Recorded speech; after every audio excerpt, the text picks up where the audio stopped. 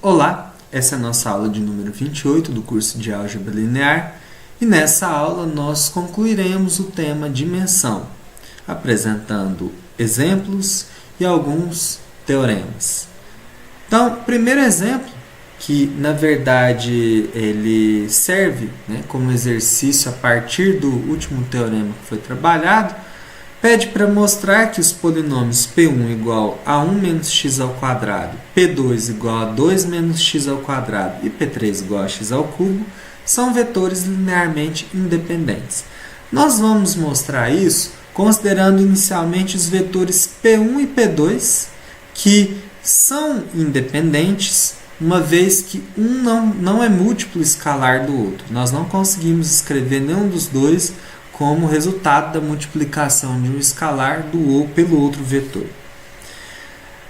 Acontece que o vetor P3 que tem x ao cubo, veja que nenhum dos outros dois tem x ao cubo, não pode ser expresso como uma combinação linear de P1 e de P2. Então, se ele for juntado a S, ele produz um novo conjunto linearmente independente, que é o nosso S' igual a P1, P2 e P3. Bom, aqui a gente tem um novo teorema. Diz que se V é um espaço vetorial de dimensão n e S é um conjunto em V com exatamente n vetores. S é uma base de V somente se S gera V ou S é linearmente independente. E qual que é a demonstração desse teorema? Suponhamos que S tenha exatamente n vetores e que gere V. Então, para provar que S é uma base, nós temos que mostrar que S é um conjunto linearmente independente. Se esse não fosse o caso, então algum vetor V dentro de S poderia ser escrito como uma combinação linear dos demais vetores. Removendo esse vetor de S, restam n-1 vetores restantes que não podem gerar V, pois nenhum conjunto com menos do que n vetores pode gerar um espaço vetorial de dimensão n. Então, só nos resta a possibilidade de que S seja realmente linearmente independente. Aqui mais um exemplo. Explique por inspeção por que V1 e V2 formam uma base de R2. Bom, V1 e V2 eles precisam ser linearmente independentes. Para que eles sejam linearmente independentes, eles não podem ser paralelos ou não podem ser colineares. Então, basta a gente verificar a condição de paralelismo. Como que a gente faz? Nós vamos pegar aqui o x, por exemplo, de V1, dividir pelo x de V2. Para quem não se lembra, a gente estuda isso aqui lá em geometria analítica.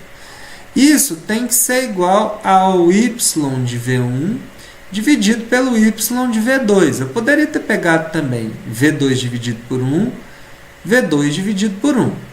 Se isso der igual, são paralelos. Caso contrário, não são paralelos. Veja, se eu dividir 2 por 4, vai ser a mesma coisa que menos 3 dividido por 4? Não, são coisas diferentes, são números diferentes. Portanto, V1 e V2 são paralelos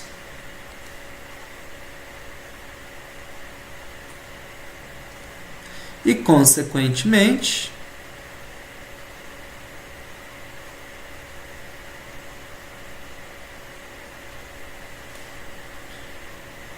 formam, aliás, não são paralelos, formam uma base de R2.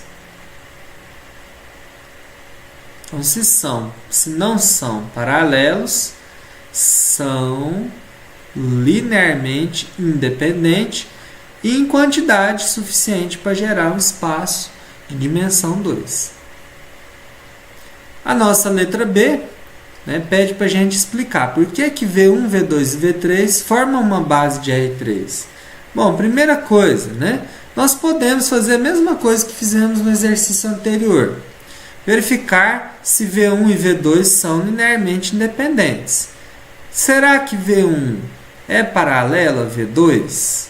Então, conforme que a gente acabou de ver, né, 0 dividido por 0 vai ser igual a 2 dividido por 4, que vai ser igual a menos 3 dividido por 5? Não, né? São coisas diferentes. Inclusive, 0 sobre 0 é uma indeterminação. Logo, o conjunto S formado por V1 e V2 é linearmente independente. E o vetor V3 pode ser escrito como uma combinação linear de V1 e de V2? Não, exatamente por causa da coordenada x, que é 2 e é nula nos demais. Esses dois vetores aqui estão no plano YZ, que é quando x é igual a 0. Né? Todos os pontos desse plano têm x igual a 0. E esse cara aqui, esse vetor V3, está fora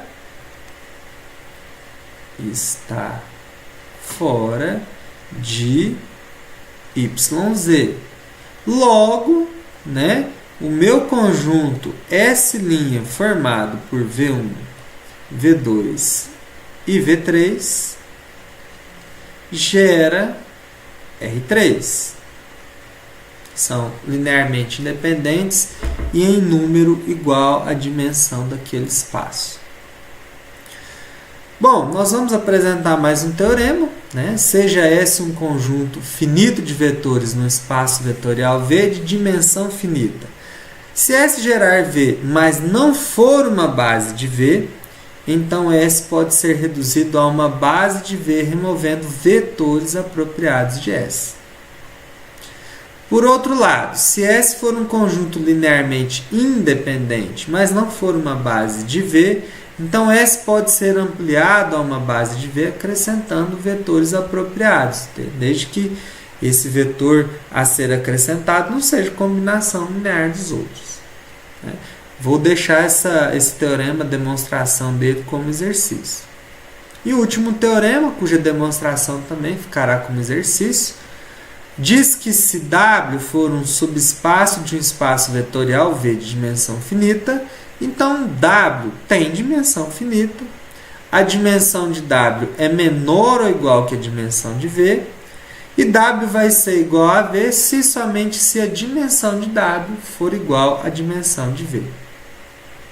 E assim nós encerramos o nosso estudo sobre a parte de dimensão. Espero que você tenha gostado e nós nos encontramos nas próximas aulas, continuando aí nosso curso de álgebra linear. Até a próxima!